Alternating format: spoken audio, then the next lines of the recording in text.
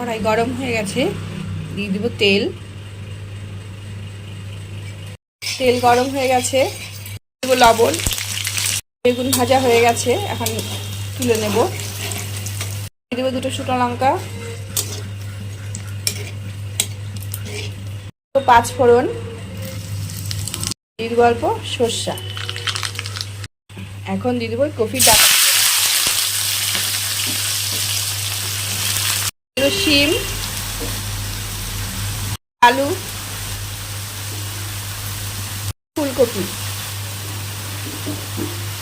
দিয়ে দেবো টমেটো, দেবো কাঁচা লঙ্কা, দেবো স্বাদ মতো লবণ, দেবো হলুদ, চিনি। এখন ভালো মতো নাড়াচাড়া করে নেব। সব ভিজিয়ে রাখলাম,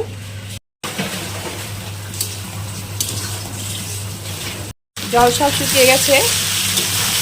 আবার একটু নাড়াচাড়া করে নেব ভালো মতো, মানে একটু ভেজে নেব, নিয়ে তারপরে সরষে বাটা দিয়ে দেবো।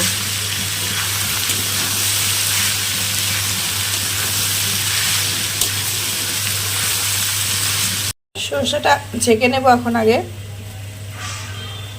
দিয়ে দেবো এখন সরষা।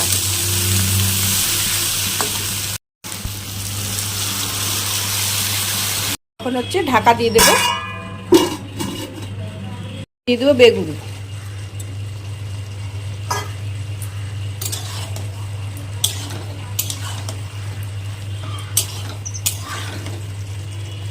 বর যেহেতু ধনে পাতা খায় না, তাই ধনিয়া পাতা ছাড়া এটা নামিয়ে নিয়েছি। আমার আর মেটটার মধ্যে ধনে পাতা দিয়ে দিয়েছি। ধনিয়া পাতা দিয়ে এখন নাড়াচাড়া করে নামিয়ে নেব। কাঁচা তেল আগেই দিয়েছিলাম হাজব্যান্ডেরটা নামানোর আগে। চচ্চড়ি কমপ্লিট।